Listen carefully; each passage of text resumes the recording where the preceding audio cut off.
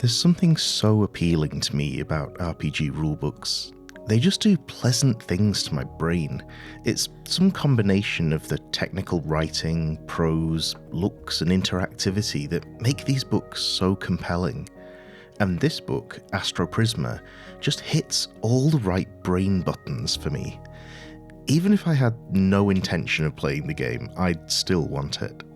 But I have played it, and so now you get to hear about all the various ways it tickles my brain.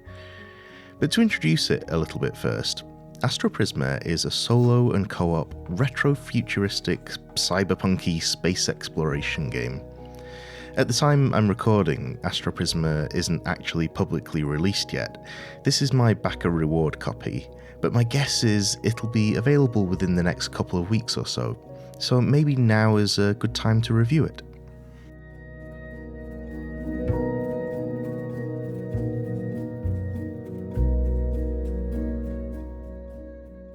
This book is beautiful, so stylishly laid out, vibrant and packed full of content without being difficult to read. It does this new old school thing where the important info is immediately available inside the covers, rules in the front, tables on the back. And the back cover actually has the index, which is just brilliantly user-friendly design. And also, like some modern OSR titles, the interior layout basically just does what it wants on every page and looks good while doing it. There's a criticism you can make of Borg-inspired games, where overly ornate interior design sacrifices the readability, but that's not a problem here. Everything is crisp and clear, and this artwork throughout is just absolutely gorgeous. And this is all the work of a single designer, Camille Mera. A point of discussion is how the physical book compares to the PDF. There's a sense I get that the designer had digital viewing in mind before a physical print. Here's what I mean. Hopefully this comes across after video compression, but the art on the PDF has this bloom and subtle noise texture that's slightly difficult to make out in the printed version, and the vibrant colours are slightly skewed towards red in the book. And there are various symbols for resources that are a little bit less clear in the print version too. And talking of being clear, I guess what I'm actually saying here is that this book is so absolutely gorgeous and expertly designed that I genuinely wanted to know which version is more gorgeous.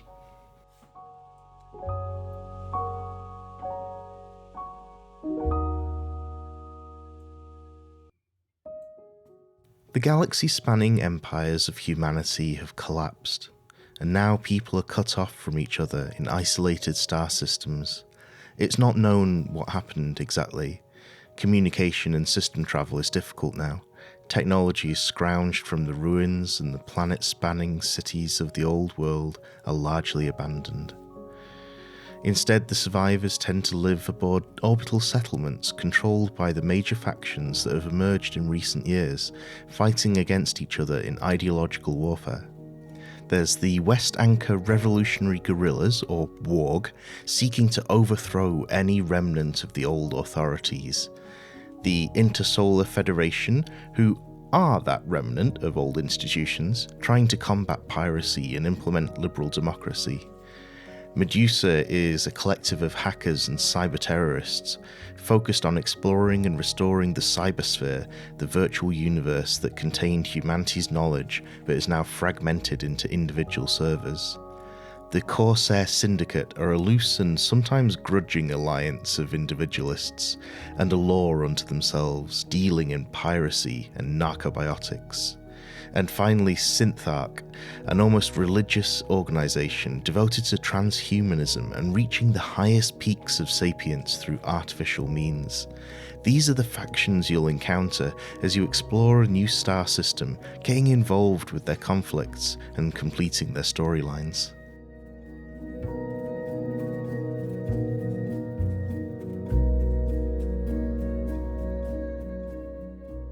Creating a character is simple, but has a really fun minigame feel to it.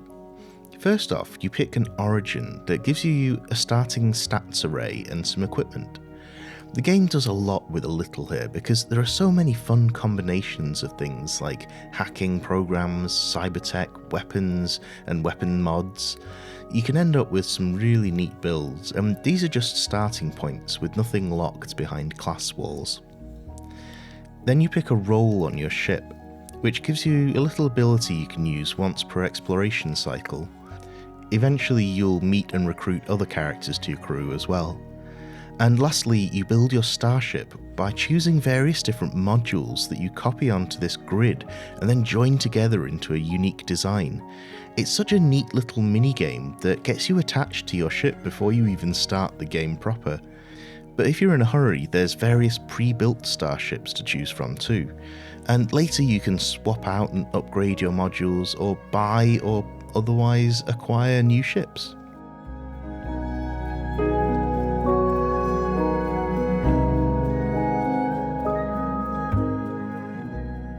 Once you're done, you place a token on the center hex of your new star system and get going.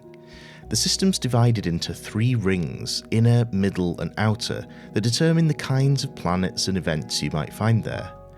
You start a cycle by moving to an adjacent hex, marking off fuel and rolling on that ring's table to see what you find. Nearly every roll leads to some kind of event happening after you build the content of that hex. So, for example, you might find a planet. You roll for its shape and how many moons it has, which depends on the ring you're in.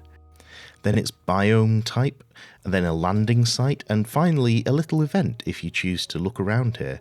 And you can do the same for any moons the planet has as well.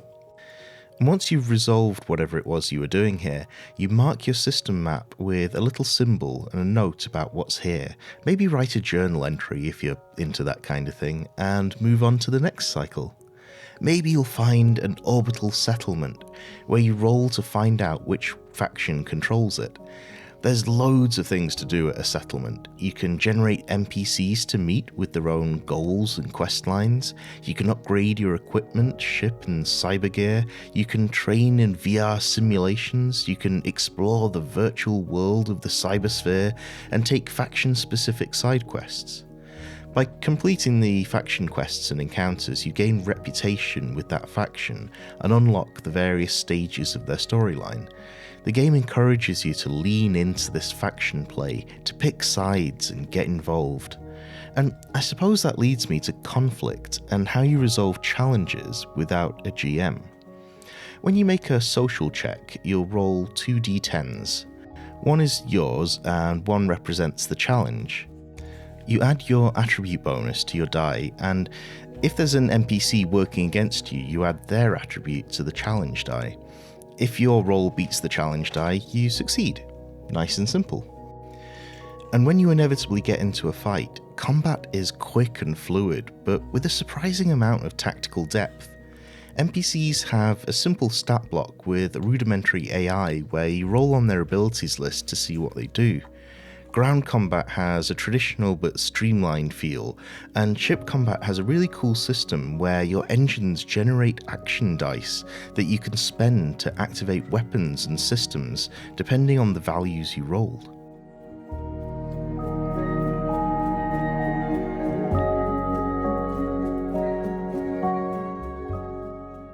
You can, if you wanted, just follow the event texts and outcomes, purely like a board game, without role-playing or developing on what you discover, but the game advises against it.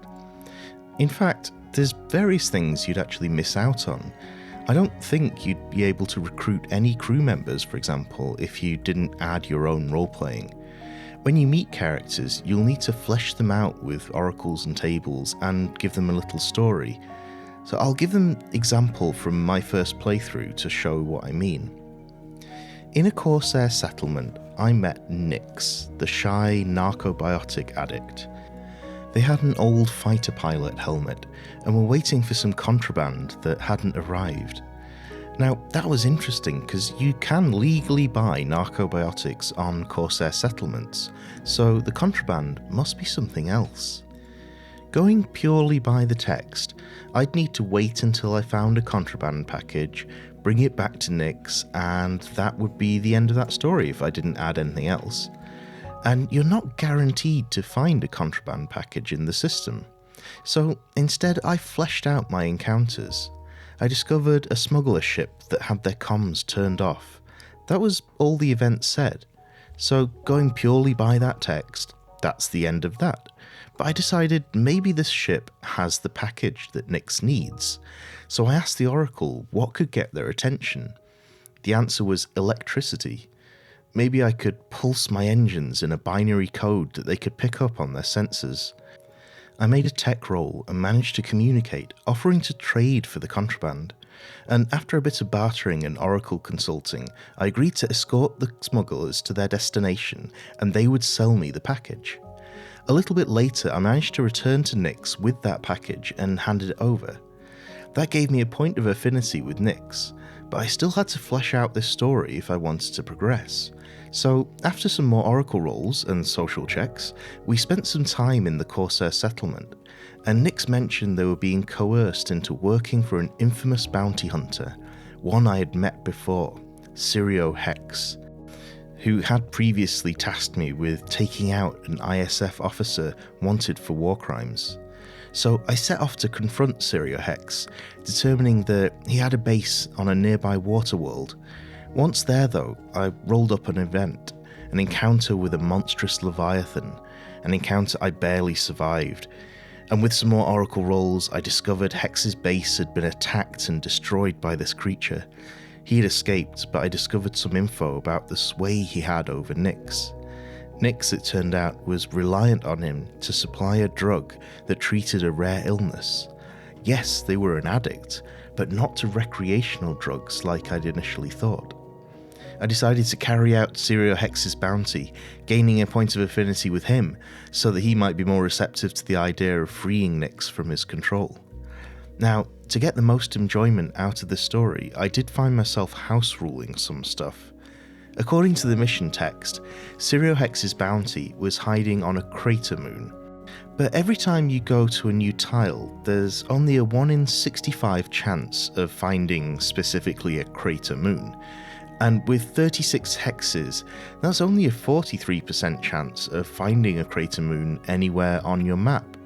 Purely following the rules as written means some quests will be impossible. So I decided the next planet I found would definitely have a crater moon, no matter what the dice said. I found the ISF officer, but weakened from the Leviathan encounter, she bested me and escaped as my cyber gear glitched out, overrun by adverts, starting a whole new storyline.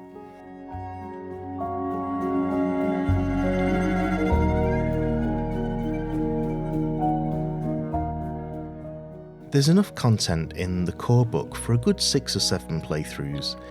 Each one may be a 6 to 8 session adventure, but if you want to expand the experience, there's various options. First, you can play co-op or guided games, and there are a few rule tweaks for that. And there's also a campaign mode which takes place across 3 star systems with unique features and deals with faction territory control. And with my backer rewards came a whole 7 absolutely beautiful themed mini expansions. There's Ceramic Skin, which adds an android origin, new cybertech, and a little dungeon crawl through an old research facility. Vapor 3000 Space adds new hacks and an ancient MMO server to explore as a virtual avatar. Cloud9 Casino adds new types of wearable gear, gambling minigames, and a heist adventure. Atlantis is an adventure through an ancient and massive generation ship with weird and creepy things going on. Sea of Neon adds new drones and a tech-noir city to explore. Exo Anomaly adds extra spice to your exploration roles, as well as social events amongst your ship crew. And Wanted is a space western themed bounty board with extra weapons and mods. And on top of those mini expansions, I also have this journal with character sheets and stuff, which also acts as another mini expansion, adding new NPCs and ship types in this really clever way, where each entry in the core book has a corresponding alternative in the journal that you can swap in to replace the core book entry.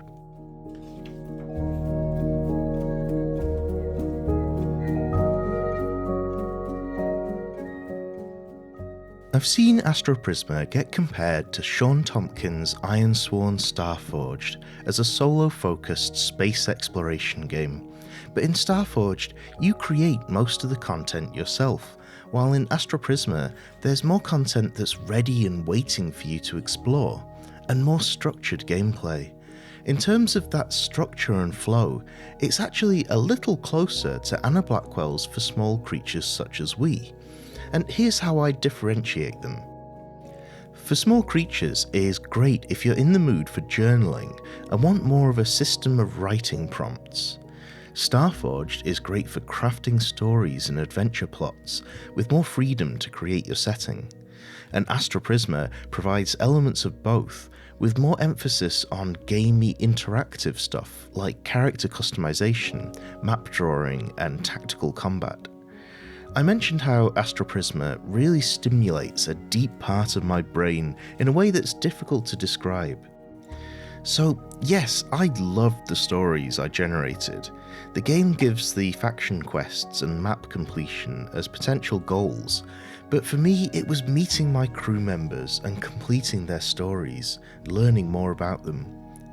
I loved the balance between having some story content ready to discover in the book and having the player join the dots to create as much or as little of their own content as they choose. I loved the tight design that squeezes the maximum amount of fun from every square centimetre, making the short book seem to burst at the seams. But I think what really stimulated my love of RPG books here is how every page feels like its own playable piece of a larger game that just builds and builds to become so much more than the sum of those parts, and how every section has me thinking, yes, more of that please. Astroprisma just does nice things to my brain.